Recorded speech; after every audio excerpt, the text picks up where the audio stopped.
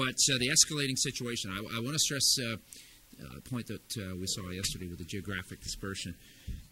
It really is impacting in many areas of the province where perhaps we traditionally see flooding, but also many areas where we're seeing some unprecedented developments.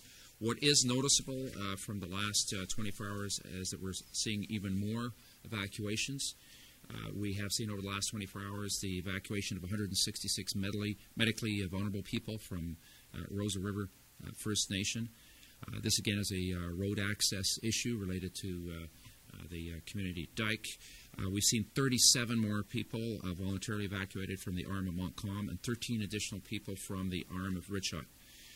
There are still 690 people that have been evacuated from Peguis First Nation, and this has resulted again in an increased number of evacuees. Our total currently, we also have our state of local emergencies continues to be 32. So between the evacuations, we're certainly seeing some significant impacts. I want to stress again that many of these are very much precautionary evacuations, but certainly today when we have a total of 1,039 evacuees, we're seeing some of the significant impacts.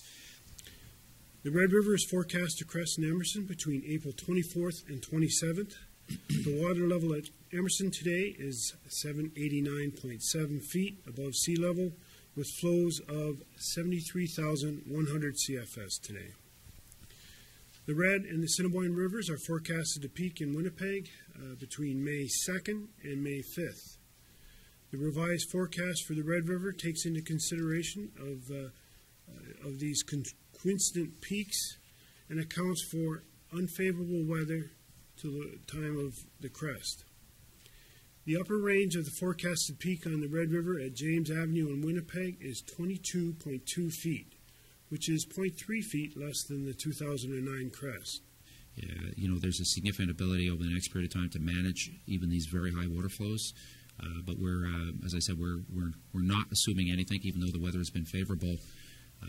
If there was a significant shift in weather, it would add to the challenge. When I say add to the challenge, we still have a fair amount of capacity in our flood control system, and you're seeing even, by the way, on the ground, outside of the actual infrastructure itself, you know, the Shawmouth, the Portage, and the floodway, how quickly we've been able to move, you know, with a lot of these rapid deployment, you know, flood tubes, those HESCO products, you know, the Tiger dams, Aqua dams, they're in heavy usage throughout the province. So we're watching it day by day.